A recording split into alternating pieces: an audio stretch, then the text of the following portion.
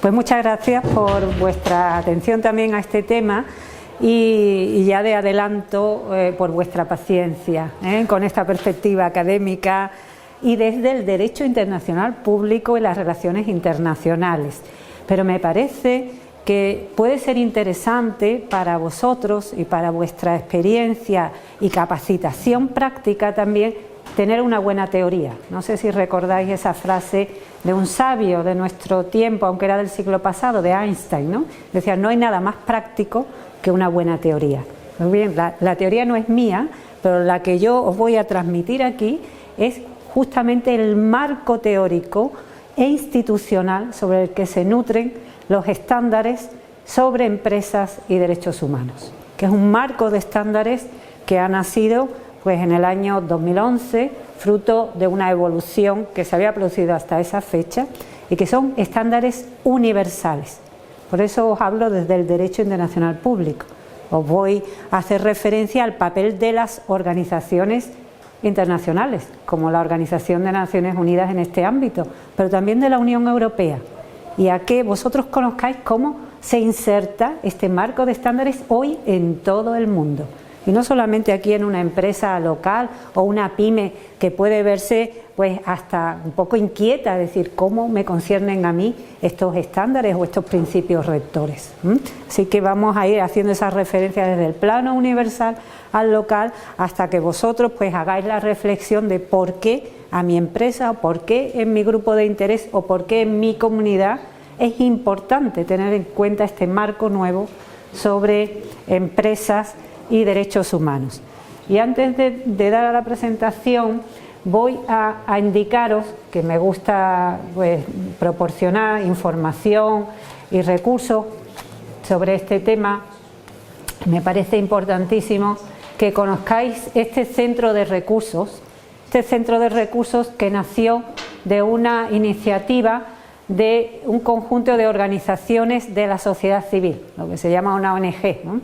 Y de esa ONG nació el establecimiento de un centro de recursos en materia de empresas y derechos humanos. Tiene varias sedes, en Europa tiene sede en Londres y en Bruselas y tiene sede en todos los continentes. Se llama, como veis, el Centro sobre Empresas y Derechos Humanos y es fundamentalmente un centro de recursos online. Y lo muestro para que podáis vosotros atender ya a cuestiones en las que vais a ver por empresas, por temas, por países, por cuestiones que son estrictamente jurídicas, estrictamente de política empresarial, de gobierno corporativo, etcétera, etcétera, ¿no? Hasta los planes nacionales o legislación nacional en esta materia que se está adoptando hoy día y por eso pues lo indico para que lo tengáis como referencia. Deciros en plan académico que voy a mantener una sistemática o al menos intentarlo y referirme en primer lugar introductoriamente a una serie de cuestiones de por qué este tema es hoy tan relevante y de dónde procede esta preocupación. En segundo lugar, lo he llamado Derechos Humanos y Empresas, una relación compleja, para hacer también unas breves consideraciones sobre qué son los derechos humanos y qué son los derechos humanos en este marco de estándares universales al que nos vamos a referir y que son sumamente útiles hoy para la práctica empresarial. Lo llamo finalmente una relación compleja. Como sabéis, poner estos términos juntos durante mucho tiempo ha sido considerado un oxímoron, ¿no? Una contradicción en términos, poner a las empresas junto al término de los derechos humanos.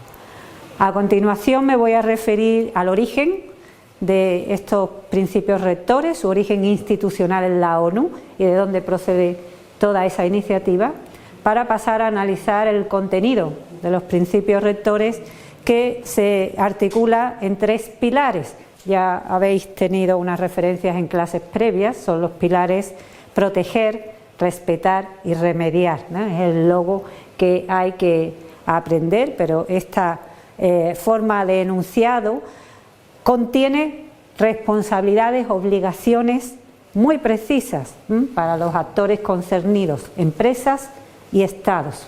pero también para otras organizaciones. Y finalmente voy a referirme a otros marcos de estándares que han sido influidos por los principios rectores.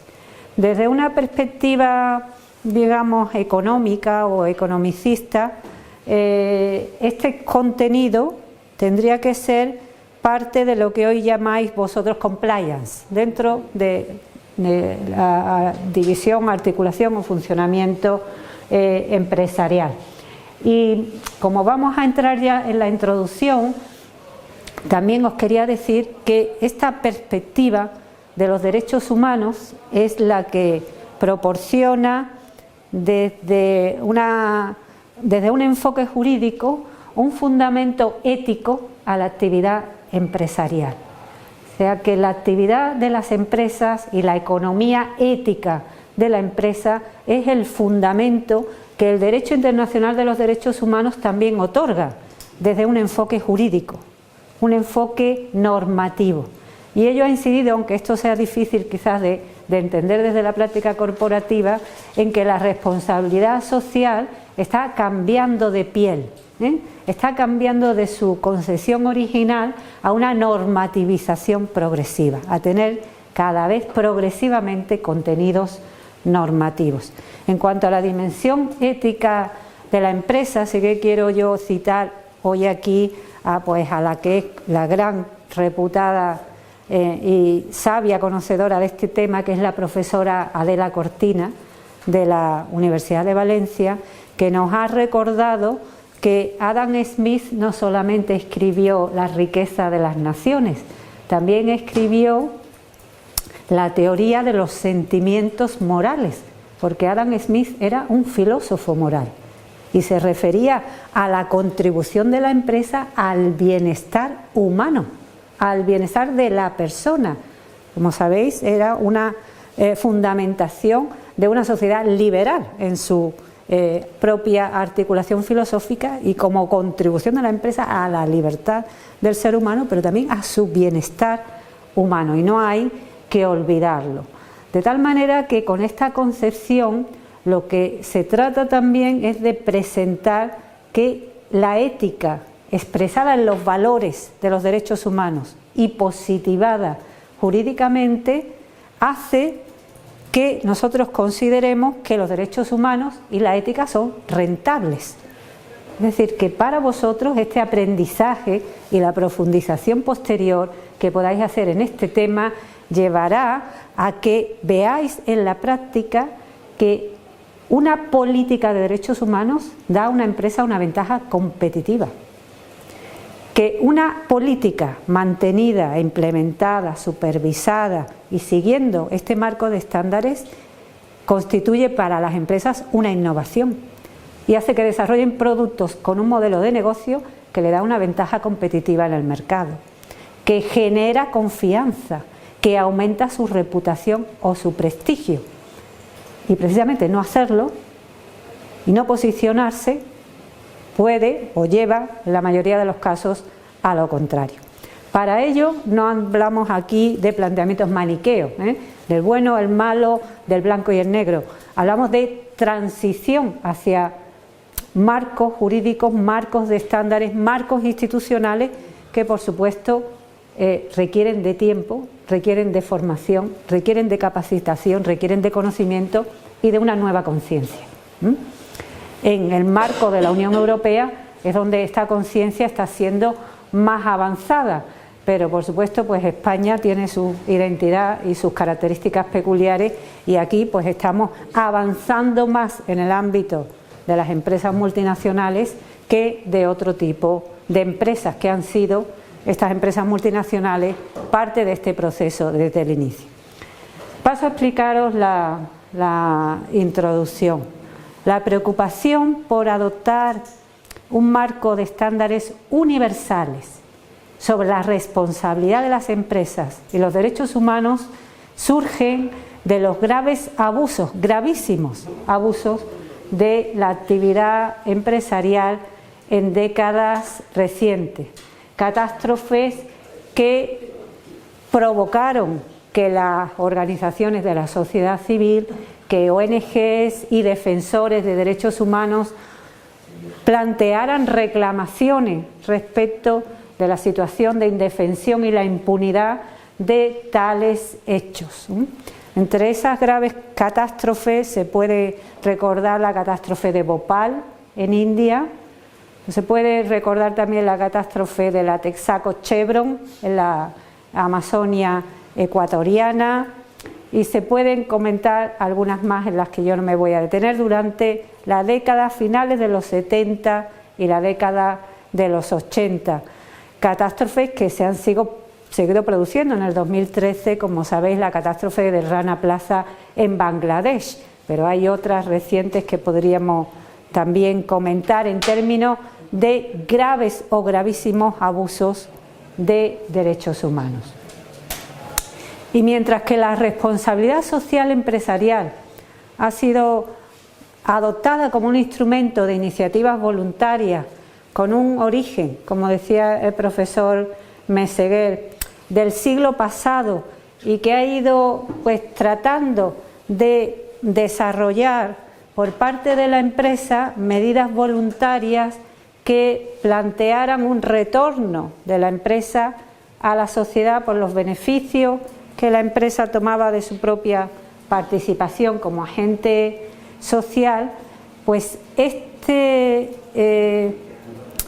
elenco de graves abusos de derechos humanos por una parte, y también la falta de justicia para las víctimas innumerables de esos abusos de derechos humanos, ha ido planteando un enfoque nuevo por las afectaciones sociales y medioambientales de la actividad empresarial.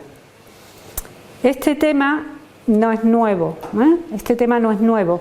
El tema se plantea en la Organización de las Naciones Unidas en un contexto sociológico-político muy concreto.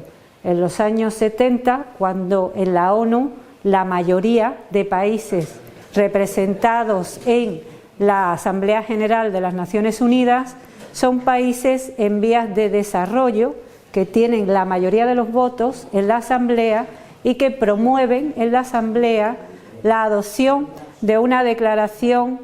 Como les decía, la mayoría de esos países en ese contexto sociológico-político propusieron en Naciones Unidas y se adoptó, porque entonces tenían la mayoría de los votos, pues declaraciones en términos de promover su soberanía permanente sobre los recursos naturales frente a las antiguas potencias coloniales, en una posición en la que fueron afirmando pues principios progresistas para los países en vías de desarrollo. Y desde entonces, desde el final de la década de los 70, se promovió en la ONU en un centro para controlar la actividad de las multinacionales, adoptar un código sobre empresas multinacionales. Ese código no pudo finalmente ser adoptado después de los trabajos que durante la década de los 80 llevaron a que se frustrara ese intento, porque comienza a final de la década un periodo económico diferente que coincide con el final de la Guerra Fría. Por eso os decía que os voy a hablar mucho como profesora de Derecho Internacional, pero que me parece importante situarlo porque es así, ¿no? La historia nos explica también por qué es así. El final de la Guerra Fría coincide con un periodo de neoliberalización económica y con la implosión de la globalización económica y financiera. Y la globalización económica y financiera va a traer consigo una nueva preocupación, es decir, la preocupación de cómo controlar jurídicamente la actividad de las grandes corporaciones.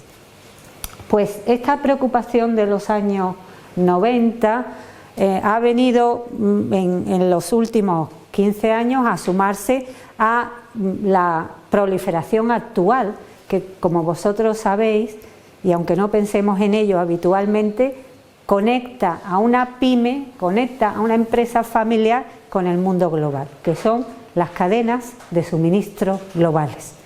Así que cuando hablamos de derechos humanos hay que estar muy atentos a conocer que hay un marco global que nos afecta a todos. porque una pequeñísima empresa, incluso familiar, puede estar recibiendo de un proveedor un servicio o un producto que venga de una cadena de suministro global, que son las que proliferan hoy en día. Pues en este marco se ha producido un desarrollo de instrumentos de estándares, instrumentos que van más allá del concepto de responsabilidad social empresarial, instrumentos que tienen normas e incluyen también prácticas de responsabilidad social de las empresas. Y en este sentido, pues os voy a hablar de los principios rectores de Naciones Unidas que se adoptan en el año 2011. Por supuesto, yo decía en la introducción, cambié la introducción varias veces, porque normalmente cuando me reúno con empresarios de empresas multinacionales, empiezo diciéndoles los impactos positivos y negativos de las empresas. Sabemos que el tejido productivo en los países de la Unión Europea depende de pymes fundamentalmente y empresas medianas que contribuyen muy positivamente al desarrollo económico y social que nos beneficia. Lo que queremos es hacer conscientes a las personas que trabajan para las empresas, aunque estas realidades provienen de un contexto y de unas prácticas que hay que tener en cuenta, y que la falta de conocimiento lleva a replicar modelos de negocio que están en ese sentido superados por un planteamiento y un marco hoy diferente, distinto. Un poquito de contenido sobre los derechos humanos. ¿Qué son los derechos humanos en el plano internacional y qué suponen para todos nosotros? ¿Y por qué son tan importantes? Pues yo creo, empiezo por aquí, por deciros que son tan importantes porque la crisis económica y financiera que hemos vivido del periodo del 2008 al 2012, esa crisis tan grave de carácter mundial, fue también y profundamente una crisis de valores, una crisis de ética. Y hay que recordar que los derechos humanos internacionalmente reconocidos expresan valores, expresan una dimensión ética que ha pasado a estar incluida en el derecho positivo. Y también quiero deciros, y también lo hago en la Facultad de Derecho en Sevilla, siempre a mis alumnos, que hay que pensar en el plano internacional primero, porque así se explica históricamente. La historia del mundo nos dice que después de la Segunda Guerra Mundial se crea el derecho internacional de los derechos humanos, y este sector del derecho internacional público es el que va a determinar que las constituciones nacionales, primero de los estados occidentales y después se va a proliferar también a otros estados de la antigua órbita soviética y otros, recojan en las constituciones nacionales, en los títulos sobre derechos y libertades fundamentales, esta construcción internacional. Este es un concepto de base, el de los derechos humanos de 1945, que es un concepto nuevo, que no ha existido nunca antes en la historia. No ha existido nunca un concepto universal que considere que los derechos humanos son derechos inherentes al ser humano por el hecho de serlo. Es un concepto que se basa en la dignidad intrínseca de todo ser humano. Y ese concepto no existía ni ha existido nunca antes en la historia del derecho. Ha existido, como vosotros podéis recordar, ¿qué recordamos de los hitos de evolución de la historia y filosofía? Pues podemos recordar la Declaración de los Derechos del Hombre y del Ciudadano, ¿verdad? Podemos recordar incluso antes de eso la Carta Magna inglesa, la Carta medieval e incluso una carta española que hubo de unos fueros castellanos. Esos hitos que van poniendo las bases para el desarrollo del derecho constitucional y la protección y garantía de los derechos de los ciudadanos no fue nunca universal, ni basado en la dignidad de la persona, sino a lo mejor en Inglaterra, pues basado en proteger mi derecho a pagar impuestos o no a Juan sin tierra. Y entonces yo me rebelo porque no quiero que se lleve todos los beneficios de mi explotación. O porque como ciudadano en la Revolución Francesa yo quiero reclamar unas libertades civiles como hombre y como integrante de un estamento concreto. Pero no tuvieron nunca ese alcance universal. Ese concepto se crea en el proceso que lleva a adoptar un instrumento internacional de referencia, que es la Declaración Universal de Derechos Humanos. En su proceso de adopción, en el que confluyeron dentro de la Organización de las Naciones Unidas pues personalidades muy importantes, pero trabajando técnicamente para un comité de la Organización de Naciones Unidas, el Comité de Derechos Humanos, pues personas como el profesor René Cassin de Francia, pero también la viuda de Roosevelt, ¿no? Eleanor Roosevelt, a la que se considera la madre de la declaración, pero hubo también representantes del Líbano, representantes de la India, representantes del Reino Unido, representantes de Canadá en ese comité, representantes de la Unión Soviética, representantes de China.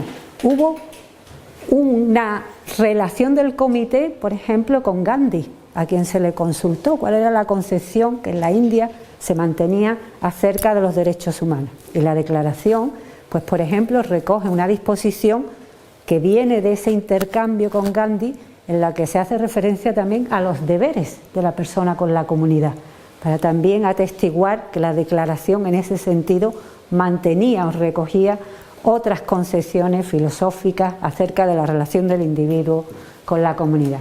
Bueno, no quiero irme mucho por las ramas, aunque os vaya comentando esta serie de cosas. Sí, por favor. Pregunta, ¿en qué contexto fue eso? ¿Fue tras la Segunda Guerra? Tras la Segunda Guerra Mundial. El año fue el año 47, del 46 al 48 se prepara la elaboración de la Declaración Universal de Derechos Humanos. A partir del 46 se establece en la ONU la Comisión de Derechos Humanos, y dentro de esa comisión un comité que redactó la declaración, y ese comité estaba presidido por Eleanor Roosevelt, por la señora Roosevelt, cuando ya el marido había fallecido, ya era viuda del antiguo presidente, ya era presidente Truman, ¿no?, en Estados Unidos. Ese periodo justo en el que, veis, ¿no?, se va a dotar un instrumento de referencia y al mismo tiempo pues se hace, es la explosión de la Guerra Fría, ¿no? La Guerra Fría se va a instalar. Entonces conocemos estos periodos en la historia, no solamente el periodo que hoy vivimos, realmente no creáis que yo soy una mera idealista, ¿no?, que piensa en los derechos humanos como una canción y no soy consciente de las realidades, soy bien consciente de las realidades, pero hemos visto periodos en la historia en los que ha sido aún más duro la lucha por los derechos humanos, y ese momento histórico sin duda lo fue, y al mismo tiempo fue la gran contribución a dotar un instrumento que consagra ese concepto universal basado en la dignidad de toda persona, en cualquier parte del mundo en que se encuentre y con independencia de cualquier condición. Desde entonces, desde 1945, hablo de la fundación de la ONU, 48, la Declaración Universal, pues se ha desarrollado normativamente y se ha desarrollado en una serie de instituciones, lo que se conocen los sistemas de protección internacional de derechos humanos. Y en estos, que son marcos normativos y de órganos que funcionan en la ONU, o que funcionan en el Consejo de Europa, y os sonará el Tribunal de Estrasburgo, por referencia, que funcionan en la Organización de Estados Americanos, donde también hay una corte, la Corte Interamericana en San José, también hay una corte africana, y está creándose también un órgano, una institución en Asia para la protección de los derechos humanos, para deciros que esta amplia evolución ha llevado a crear una rama, un sector del derecho internacional que se llama Derecho Internacional de los Derechos Humanos. Y en este sector, ¿cómo se caracteriza a los derechos humanos? Pues los derechos humanos son inherentes a la persona porque van con su dignidad, con la dignidad humana, son inalienables, porque nadie puede desproveer a una persona de esos derechos, porque son derechos que expresan esa dimensión de los valores, y los valores están por encima incluso de la soberanía del Estado. Son derechos universales que se predican de toda persona, y son derechos interdependientes, en el sentido de que los grupos o categorías de derechos dan sentido a los demás. El derecho a la educación pues está vinculado también al derecho a la vida, a una persona que tiene condiciones para estar viva, ¿no? Y se respeta su derecho a la vida, o el derecho a condiciones de vida digna está vinculado también a derechos políticos, a participar en elecciones libres, etcétera. Quiero decir que los derechos llamados civiles y políticos están conectados con los derechos económicos, sociales y culturales. Esta es la presentación de los caracteres de los derechos. Y para haceros una reflexión práctica, vosotros podéis estar pensando, bueno, ¿y qué pasa con los derechos? Con los derechos en la práctica. Pues es cierto que con los derechos en las prácticas, su garantía desde un punto de vista jurídico depende de hacerlos justiciables y de que la persona, el individuo, pueda reclamar por su incumplimiento y pueda obtener una reparación en caso de que se incumpla.